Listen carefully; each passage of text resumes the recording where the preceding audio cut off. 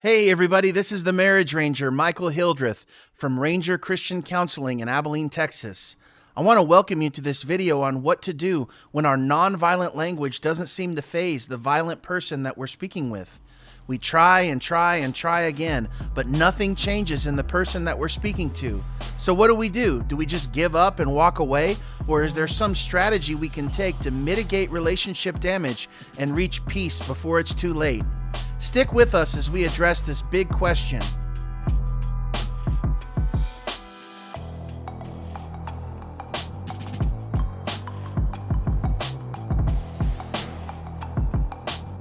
Proverbs 15:1 says, "A gentle answer turns away wrath, but a harsh word stirs up anger."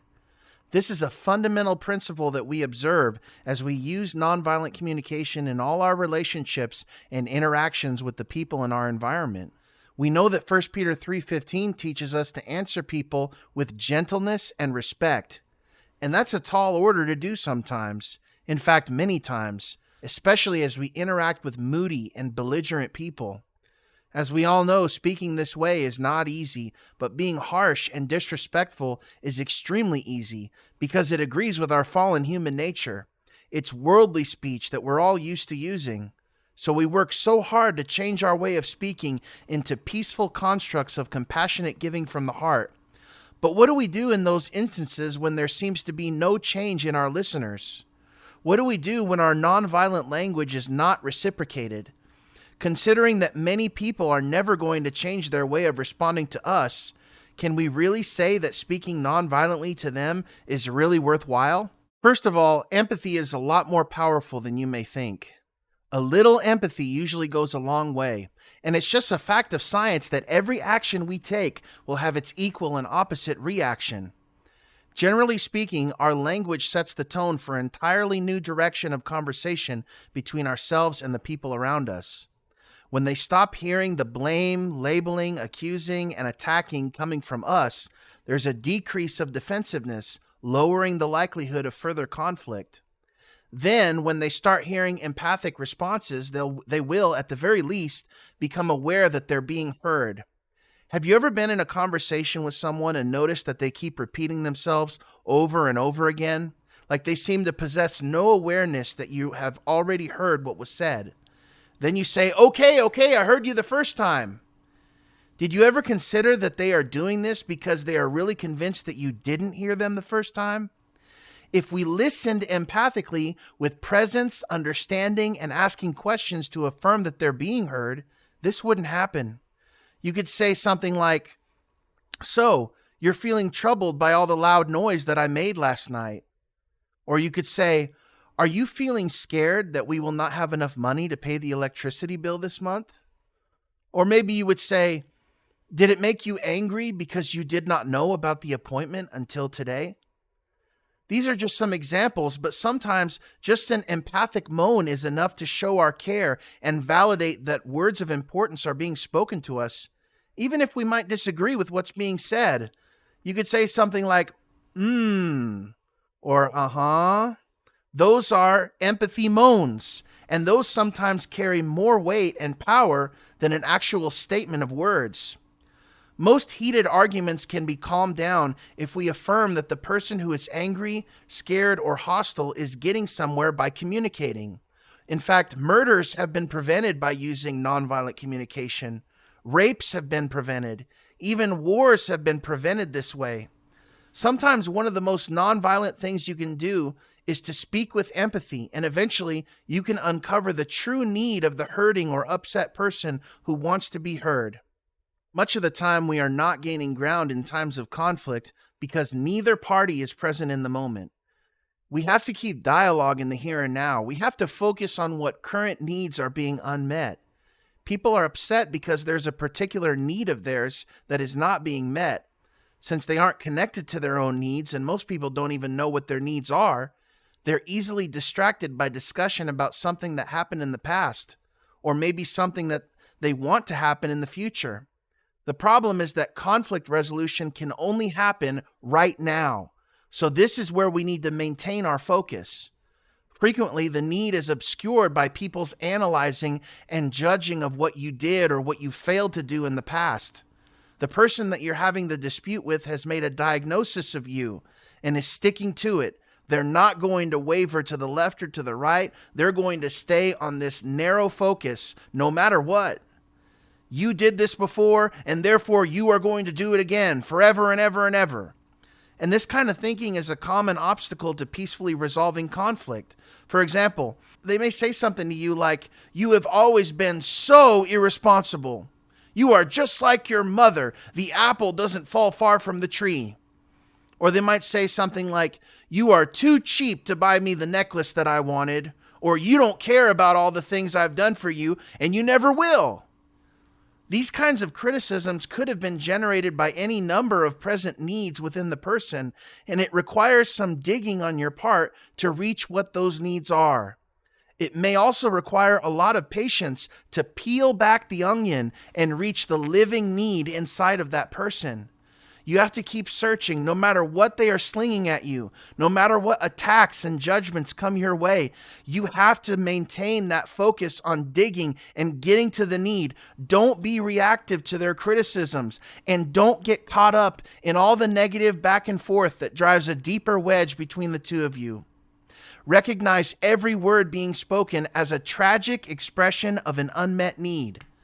And this will also create hope in you that understanding can lead to a final resolution of the conflict. If you maintain that direct focus, the hope will only grow into optimism and then to faith that something is going to happen for the better. Thirdly, there is a point when a conversation must end. When that point comes, it's important to end it in a nonviolent way. In those very rare instances when empathy has absolutely no effect on the person who is bent on continuing with argumentation and debate, nonviolent screaming is the last resort.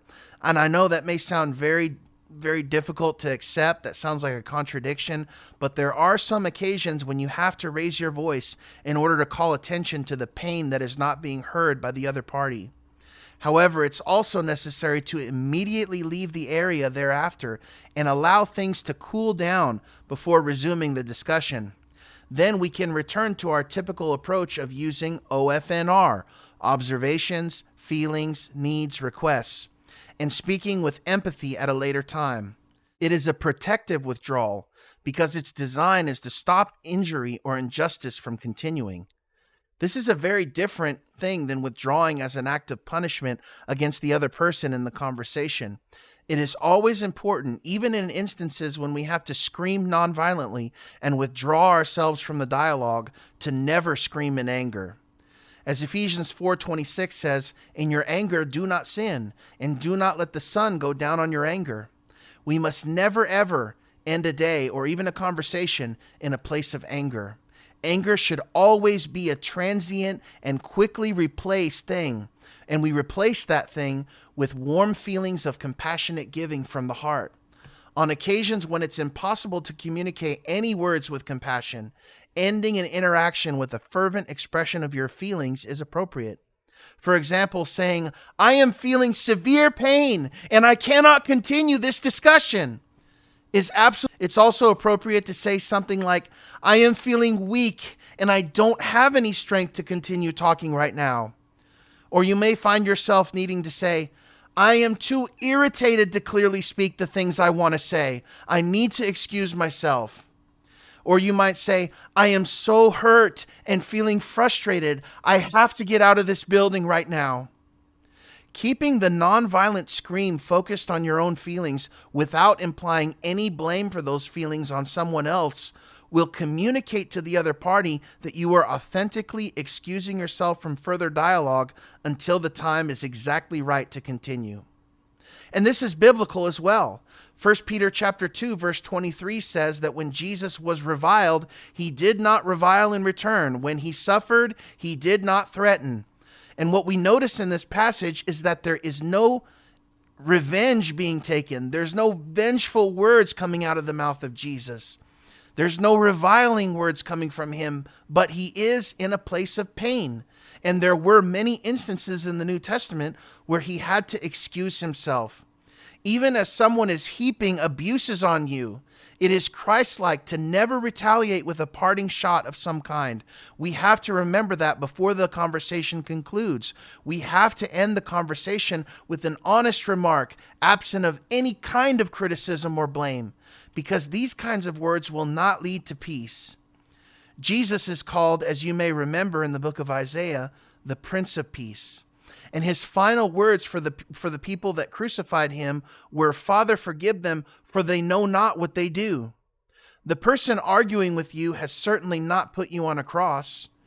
Therefore, the least you can do is forgive and overlook their criticisms. We think about the great leader Mahatma Gandhi and what he said many years ago. He said, "I like your Christ. I don't like your Christians. Your Christians are so unlike your Christ." Are we not dishonoring the Prince of Peace when we speak with violence? If an atheist, a Muslim, a Buddhist, or a Hindu were to hear our conversations in our Christian homes, what would they think about us? Would they see us as true representatives of God on earth, or would they conclude that we are just as broken and petty as the rest of the world? We must not reflect the values of the verbally violent. We are called to be more than that. So if speaking non-violently somehow changes absolutely nothing in the person that we're speaking with, we are still far better off speaking this way because God is glorified in us. We know that He is pleased with us, and we will feel better about ourselves with non-violence in our hearts, even if we are still despised and ridiculed by the people around us. Furthermore, non-violent communication connects us to our own compassionate nature. It helps us to be very honest with ourselves and others as we remove judgment and harshness from our thinking and daily language. Even if others will not open their hearts to receive our gifts of compassionate words, we still experience the love of God living inside of us. Their failure to appreciate us does not cancel out the real change that took place within our hearts. I want to thank you for watching. If you have any questions or if you need counseling for you and your family, you can contact my office at www.marriageranger.com. And please don't forget to like and subscribe. Have a blessed day.